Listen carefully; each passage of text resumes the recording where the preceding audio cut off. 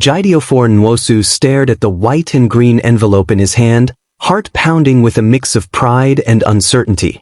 He had dreamt of this day, NYSC call-up letter in hand, but something about the posting didn't sit well with him. Zamfara State. A land far from his home in Anambra, where he had never set foot.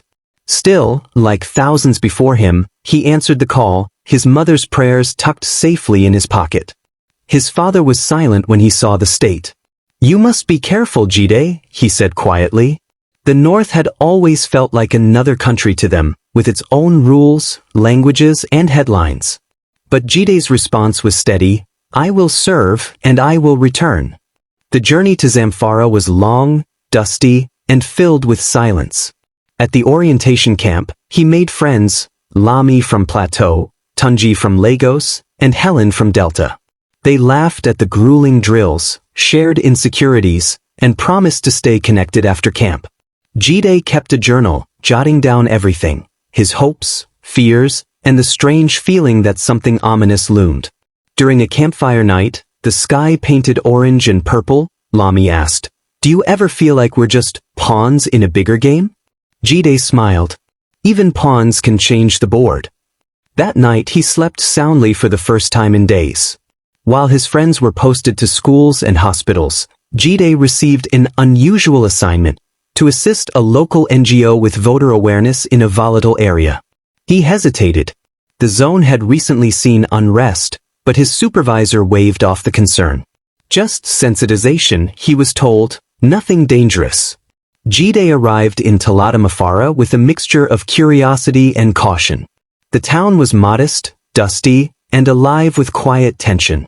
The NGO's office was a cramped building beside a mosque, run by a tired man named Malam Musa. "We do what we can," he said, "but we're stretched thin.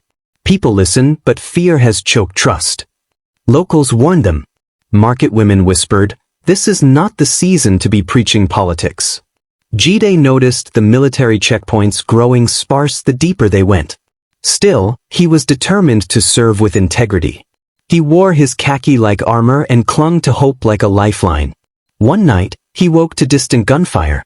It echoed like thunder. He rushed to the window and saw nothing but darkness. The next morning he asked about it. "Don't ask questions," said Malam Musa, eyes heavy. "Just do your work." Jide met Aisha, a spirited young teacher who offered to help him with community outreach. She had sharp eyes, a stubborn chin, and a heart full of fire. They grew close, discussing dreams, culture, and the Nigeria they both wished to see. She was his anchor. One evening, under a neem tree, Aisha handed him a beaded bracelet. "For protection," she said. "My late brother wore one. Maybe it'll confuse the bullets." News filtered in, bandit attacks in nearby towns, villages razed. The NGO withdrew support, citing safety concerns. Jide was advised to lie low. But his conscience screamed. "How do I serve Nigeria hiding in fear?" he asked Aisha.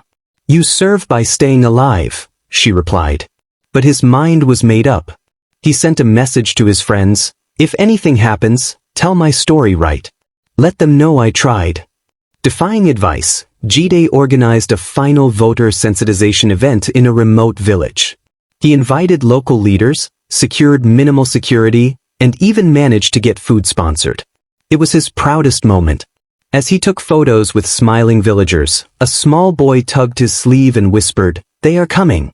Jide froze. "Who?" he asked. The boy pointed beyond the trees. "The men with masks." Gunshots rang out like fireworks. Panic erupted. Jide tried to shield the children first, then Aisha. Armed men stormed the square, masked and ruthless. Chaos swallowed the day. In the end, silence fell. Dust settled over bloodied sand. Jide's last image was of Aisha crying out his name as he pushed her to safety. Jide's body was found days later, buried hastily behind the town hall. News reached his family through a terse NYSC letter and a flagged coffin.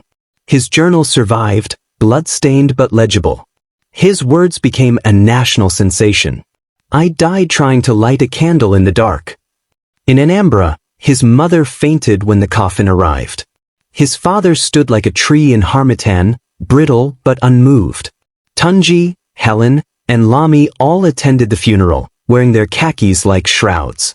Jide's story sparked protests, debates, and calls for reform. Aspiring Corpers read his journal like scripture, some emboldened, others afraid, but none untouched.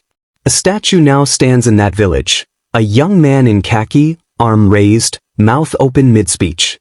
And every year, during orientation, his story is told, a tale of service, of courage, and of a boy who wore his khaki with pride, until it was soaked in sacrifice.